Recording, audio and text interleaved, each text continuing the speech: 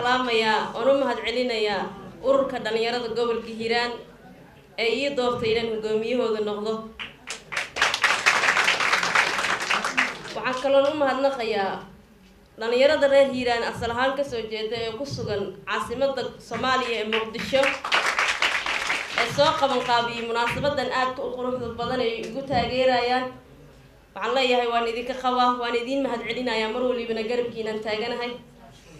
waxaan u mahad celinayaa xildhibaanada dawladda Soomaaliya oo maanta ayaguna waqtigooda inala qaatay munaasabadana nagala soo qayb galay. ururada kala duwan ururka dhalinyarada qaranka Soomaaliyeed, ururka midnimada iyo dhalinyarada Soomaaliyeed, ururweynaha haweenka Soomaaliyeed iyo guud ahaan dhalinyarada Soomaaliyeed. waxaan kaloo si khaas ah u salaamayaa ardayda, gudoomiyaha ardayda dhalinyarada gobolka Hiiraan. guud ahaan waan idin salaamay, waan idin mahad celinayaa. munaasabadan quruxda badanna waan idinka ajiibay. waa mahadsantihiin. ururka gobolka Hiiraan haddii aan ka hadlo, marxalado kala duwan oo soo maray, heerar kala duwan aan soo marnay, dhibaatooyin fara badan oo soo maray. wuxuu kusoo shaqeeyay marxalado kala duwan oo aad u adag, ayadoo la wada cabsanayo oo aan cidna bixi karin ayuu kasoo shaqeeyay gobolka Hiiraan.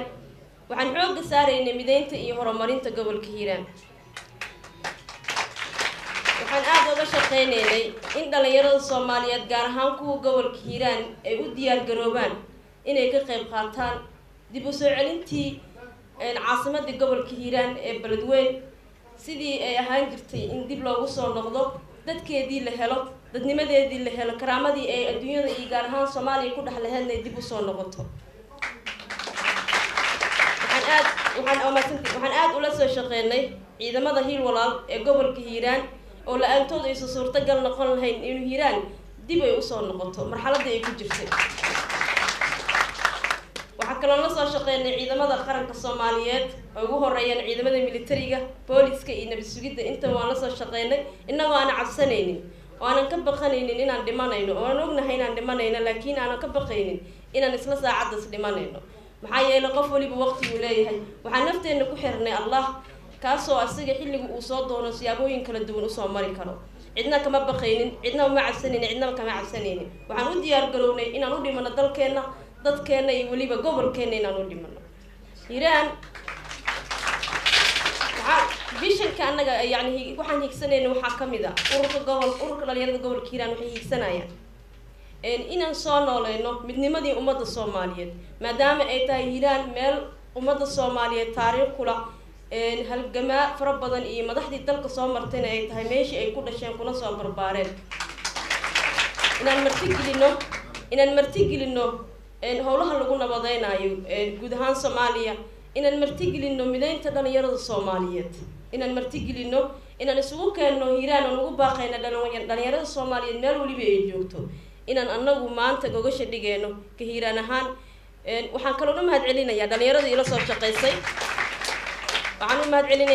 ila soo shaqeysay gaar ahaan gudoomiyihii hore ururka dhalinyarada gobolka Hiiraan Maxamed Cabdullaahi Buraalo oo nin badan soo wada shaqeeyay. waan u mahad celinayaa. waxaan rabaa dhalinyarada reer Hiiraan inay aqbalaan in maanta gabar ay hogaaminayso, inay aqbalaan. kan waxay taariikh u noqonaysaa Soomaaliya, waxay taariikh u noqonaysaa inaan anigu hogaamiye dhabaha noqonayo. waxay taariikh u noqonaysaa in gabdhaha Soomaaliyeed ay raadsan karaan xaq ay ku lahaayeen Soomaalida dhexdeeda dhalinyarada. waxaan mar waliba diyaar u ahay horumarinta iyo mideynta dhalinyarada Soomaaliyeed gaar ahaan kuwa gobolka Hiiraan.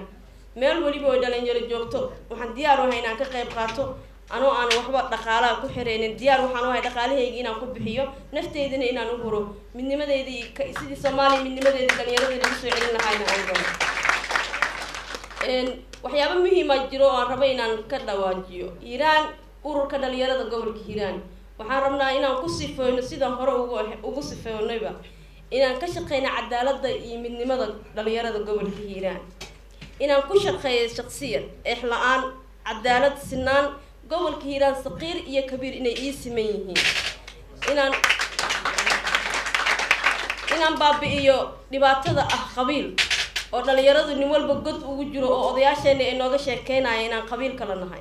qabiilku waa wax diiniyan qoran oo kitaabka munazalka ku cad, laakiin maaha in la qabyaaladeeyo waa tan facana laga reebtay ee 24 sano aan burburka dalka ugu jira dhalinyarada Soomaaliyeedna ay u dhibaatooyin yihiin marxaladaha kala duwan ee marayaan aad arkaysid oo tahriibka iyo dhibaatooyinka la marayo hormuud u noqdeen yani hormuud u yahay dhibaatooyinkaas oo qabiilka lagu qabalqabay Soomaali waa wada dhalatay maanta hadii cid walba ay abtirsato isku meel ay ku soo dhac laba oday saddex oday isugu imaanayaan yaana nala kala wadin dhalinyaro aan u midowna cadowgeena aan u midowno horumarkeena aan u midowno sinaanteena aan u ogolaano qof kasta oo rabo hoggaan inuu ka qabto gobolkaas inaan anagu u banayn karno waxaan ballan qaadayaa marka inaan anigu xukun doon ahayn waxaan ballan qaadayaa isbedelkan kadib maanta ay taariikhdu ku beegan tahay janaayo labadeeda ay ku beegan tahay waxaan ballan qaadayaa maanta maalinteeda inaan xil heyneynin ee cid walba u soo diyaar garowdan aan ku wareejin doono